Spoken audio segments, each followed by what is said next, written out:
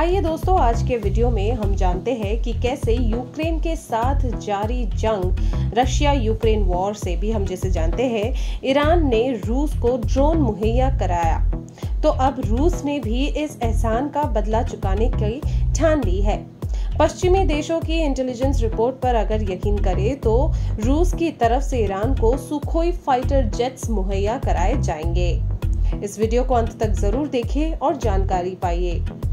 Ukraine जंग में मिले ईरानी ड्रोन का एहसान रूस सुखोई 35 फाइटर जेट्स देकर चुकाएगा। इंटेलिजेंस रिपोर्ट्स पर अगर यकीन करें तो ईरान और रूस के बीच सुखोई 35 की एक पूरी स्क्वाड्रन के लिए जेट्स मुहैया कराने पर अहम डील हुई है। रिपोर्ट्स के मुताबिक रूस की तरफ से 24 सुखोई 35 जेट्स ईरान को दिए जाएंगे। इन जेट्स को असल में मिस्र के लिए किया गया था, लेकिन अमेरिका ने रूस और मिस्र के बीच हुई इस डील में रोड़ा अटका दिया था। रूस के पास ये जेट्स ऐसे ही पड़े हुए थे। अब बताइए, ऐसे में उसने अपने सबसे करीबी और यूक्रेन जंग में उसके वफादार रहे ईरान को यह जेट्स देने का फैसला कर लिया। इंटेलिजेंस रिपोर्ट्स की माने तो ईरानी पायलट्स को सुखोई 35 जेट्स के लिए ट्रेनिंग दी जाने लगी है। ईरान की एयरफोर्स की हाई क्वालिटी वाले फाइटर जेट्स चाहिए। ऐसे में उसके पास सुखोई 35 के अलावा और कोई विकल्प नहीं हो सकता है। फिलहाल ईरानी वायुसेना अमेरिका के ऐसे जेट्स का प्रयोग कर रही है जिन्हें 1970 के दशक में तैयार किया गया था, यानी सन 1979 में ईरानी क्रांति से पहले। रूस की तरफ से यह पहला काफी अहम था। अगर ऐसा होता है तो फिर इजराइल का गुस्सा 7वें आसमान पर पहुंच सकता है। इजराइल पहले ही ईरानी ड्रोन की वजह से भड़का हुआ है। यूक्रेन की जंग में अब तक ईरान की तरफ से रूस को 1700 आत्मघाती ड्रोन मुहैया कराया जा चुके हैं। आने वाले समय में 300 और ड्रोन रूस को मिल सकते हैं। ईरान को इसके बदले में रूस से एयर डिफेंस सिस्टम चाहिए जो इजराइल के संभावित हमले से उसे बचा सके।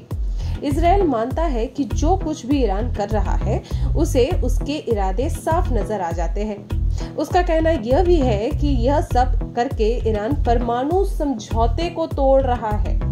जिस समय ईरान के ड्रोन यूक्रेन में हमले कर रहे थे तो उस समय इजराइल ने यूक्रेनी सेना की मदद करने का ठाना था। अब इजराइल की तरफ से यूक्रेन को वो इंटेलिजेंस मुहैया कराई गई जिसमें इस बात की जानकारी थी कि रूस की सेना ईरान के ड्रोन को कहां पर कैसे प्रयोग कर रही है।